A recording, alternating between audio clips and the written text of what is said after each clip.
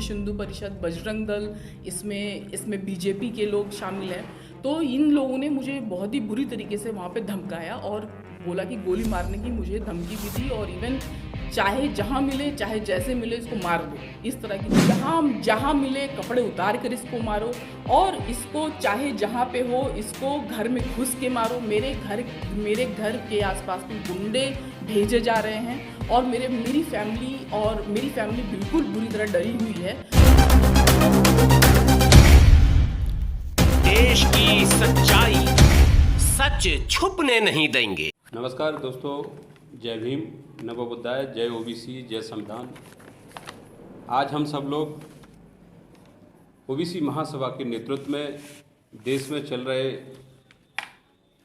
SC ST OBC समाज पर अन्याय अत्याचार के खिलाफ, और वर्तमान में आज हमने जो प्रेस कॉन्फ्रेंस के लिए हमने आमंत्रित किया था, वो हमारा मेन मुद्दा जो है वो है बहन प्रियंका पासवान के खिलाफ कुछ सामंतवादी लोगों ने FIR के लिए मांग की थी, और उसको लेकर के आज हम प्रेस कॉन्फ्रेंस कर रहे हैं। देश में जो बहुजन समाज के लोग हैं उनके ऊपर जो क्राइम किया जा रहा है उसको लेकर हम आज प्रेस कॉन्फ्रेंस में बैठे हुए हैं। आप सभी लोगों को धन्यवाद। सभी साथियों को मैं शुरुआत में अपनी बहन जी से कहूँगा कि पूरी जो बात है वो मीडिया के सामने रखेंगे हम लोग। बहन प्रियंका पासवान जी।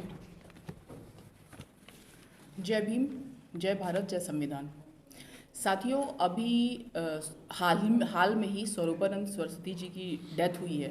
तो स्वरूपानंद सरस्वती जी ने बहुत सारी बहुजनों के खिलाफ में बहुत सारी चीज़ें उन्होंने बोली कि आरक्षण बंद कर देना चाहिए, और मंदिर में दलितों का प्रवेश नहीं होना चाहिए, और महिलाएं शंकराचार्य नहीं बन सकती, तमाम चीज़ें महिलाओं के लिए और SC ST OBC के लिए चीज़ बोला। और SC ST OBC का आरक्षण उनको कभी भी उनको रास नहीं था।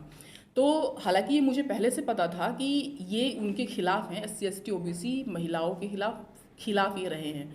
तो मेरे पास लेकिन इसका कोई सबूत नहीं था। जब मेरे पास पेपर कटिंग से सारी चीज़ें आई, जब पेपर कटिंग से मेरे सारी चीज़ें आई, तो मैंने प्रूफ के रूप में वहाँ डाला, और मैंने यही सिर्फ कहा कि आखिर SC ST OBC को और महिलाओं को इनको मर जाने से, इनके नहीं रहने से या रहने से या चले जाने से कोई ना लाभ है ना नुकसान है, ना लाभ है ना नुकसान है।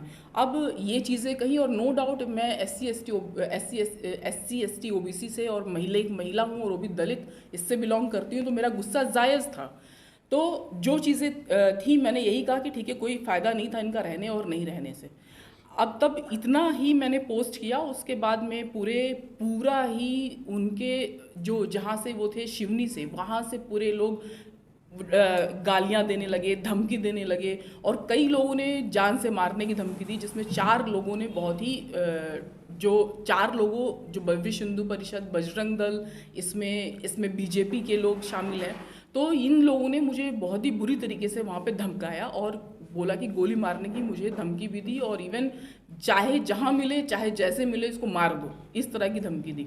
अब उसके बाद में ये सारी चीज़ें हुई। तो उसके अलावा भी इन लोगों ने फिर इतने पे ही बात नहीं रुकती है। उसके अलावा जब मैंने वहाँ पे, मेरे कुछ लोगों ने भी उन लोग से काफ़ी ज़्यादा बोला कि भाई जो मैडम कह रही हैं, जो दीदी कह रही हैं, वो सही कह रही हैं। और फिर वहाँ पे वो लोग पास के थाने में भी जा करके मेरे लिए FIR के लिए बोलने लगे कि इनके खिलाफ FIR होनी चाहिए, कंप्लेन होनी चाहिए। तो वहाँ पे ये लोग गए, और ये देखिए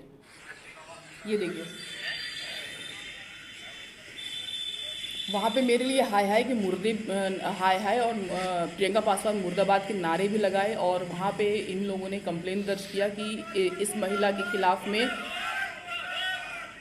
इस महिला के खिलाफ में FIR होनी चाहिए, और अगर नहीं हुआ तो सर्व समाज उग्र आंदोलन करेगा। तो फिर मैंने एक और पोस्ट डाली, भाई तुम किस सर्व समाज की बात कर रहे हो? SC ST OBC माइनॉरिटी तो सब एक हैं। तुम किन लोगों को, अपने 5-10% के लोगों को लेकर के अपना मेरे खिलाफ उग्र आंदोलन करोगे? अगर हमारे लोग साथ नहीं देंगे तो तुम्हारे लिए 20-30 के लोग भीड़ भी नहीं इकट्ठी कर पाओगे। इस पे ये लोग और ज़्यादा बौखला गए।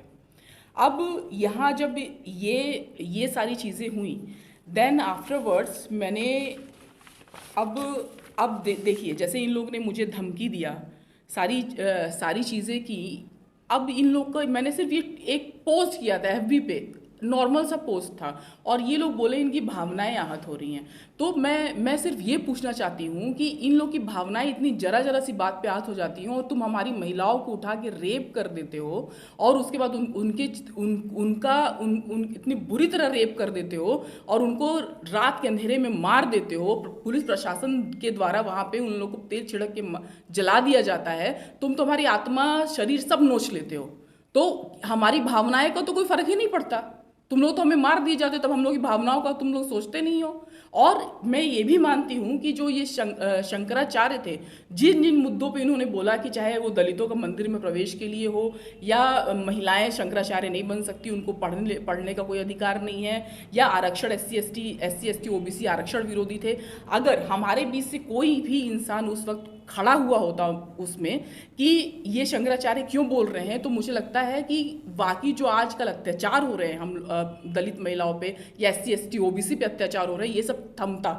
क्योंकि एक वो धर्मगुरु थे, उन्होंने जो बोला उसको लोगों ने फॉलो किया। जो पहले से उनकी मानसिकता थी, उस मानसिकता को उन्होंने और फर्म किया और मजबूत किया।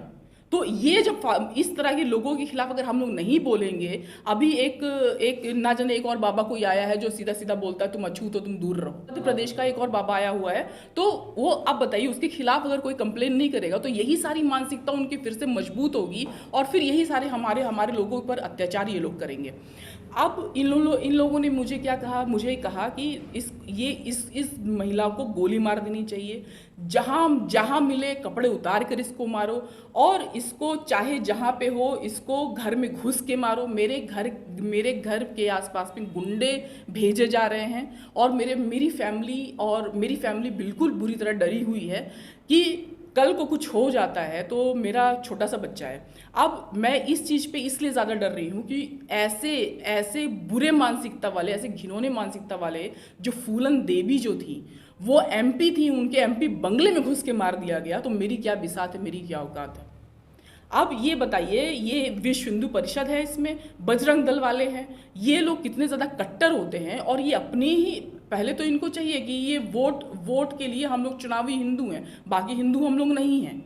तो यही सारी चीज़ें हैं कि हम अपने लोगों को एक होना पड़ेगा। और सबसे जो अंतिम बात मैं कहने जा रही हूँ कि अगर मुझे कुछ हो जाता है, तो इस चीज़ को आप लोग को यही यहाँ बुलाने के लिए बुलाया है कि यदि मुझे कुछ हो जाता है, मेरी हत्या हो जाती है, किसी भी तरह मुझे मार दिया जाता है, तो कम से कम लोगों में ये बात तो जाए कि किस चीज़ के लिए हुआ था, और अपनी बात ज़रूर रखें। क्योंकि चुप रह के भी आप मर रहे हैं, तो कम से कम अपने अधिकार, अपने अधिकारों के लिए, अपने हक के लिए आवाज़ उठाएं। जो गलत हो रहा है उसके लिए हक उठाएं।